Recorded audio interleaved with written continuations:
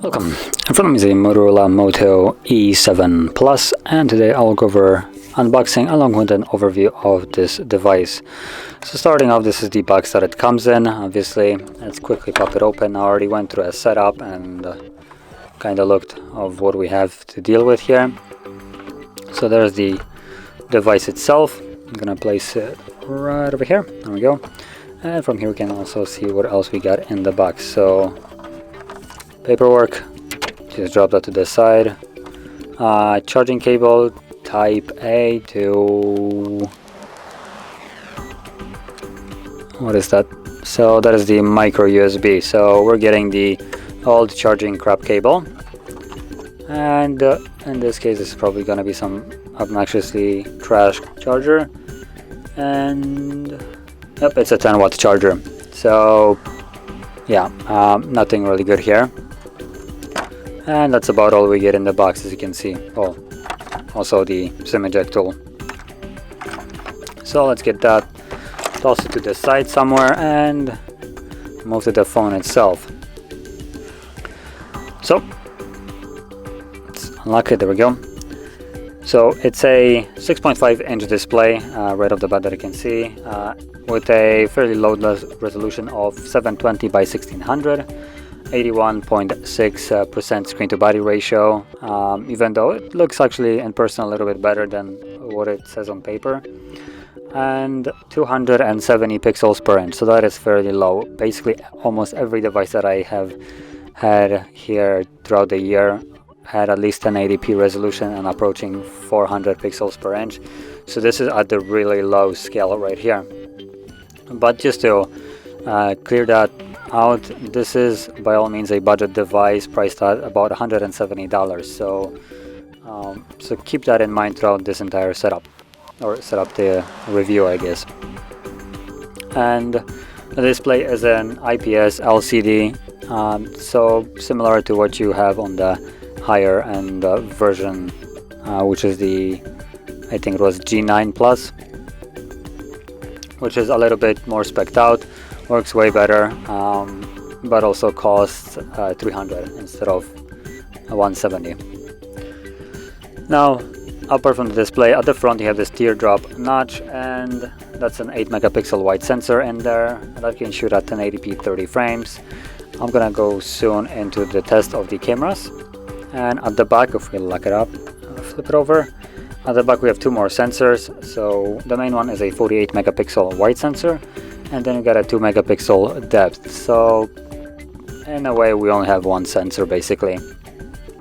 If that 2-megapixel depth sensor is doing anything, which I assume it probably won't be doing much, it's primarily complementing the 48-megapixel. So don't expect that it's gonna do much here. And with the 48-megapixel wide sensor, you can shoot videos at 1080p at 30 and actually 60. So that is actually a nice addition here, especially in this price range. And overall, the device has a Snapdragon 460, so that is just like a really low version of Snapdragon. It comes with a 46GB built-in storage plus 4GB of RAM, and it is also, the storage is expandable via SD card. And in terms of the battery, you have a well, fairly hefty 5000 mAh battery, but the charging falls apart where you get to charge this at 10-watt max speed. So that, if you start charging this phone, it really feels outdated in terms of the speeds that you charge it at. Plugged it in to a normal charger, and in like an hour it's charged several percent, maybe like 10% max. So that really feels bad. Okay, so now that we got basically all the specs out of the way, we can move to the camera. So let's open that up, and let's get the plant a little bit closer into the middle. Now I'm also going to wipe down the sensor so there is no smudges on it. There we go. It's now pristine, clear. So let's start off with photo. Apparently the plant is food. Okay.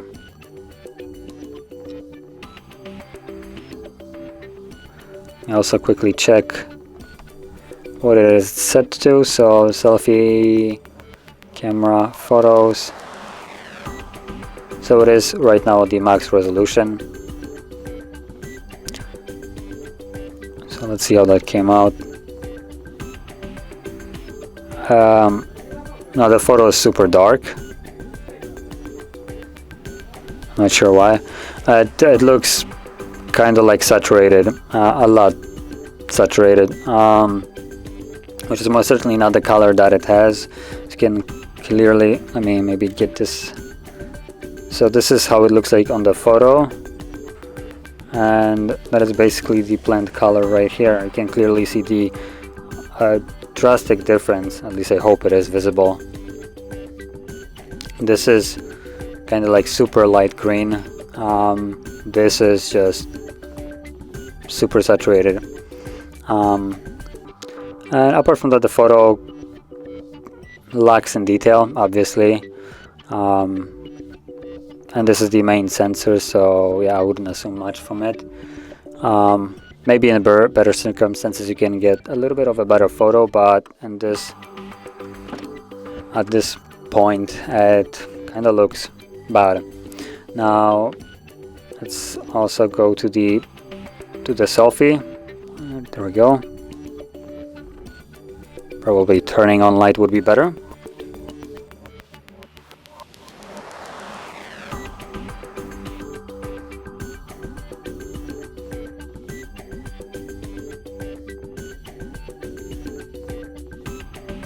So obviously it looks horrendous. You can see let me actually quickly try to do something different, because it looks like it's focusing on a camera for some reason, even though it shouldn't be.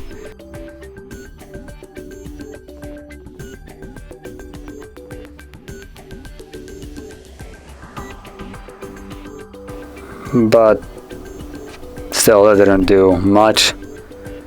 And overall, this is a 8 megapixel sensor, so I wouldn't expect much from it.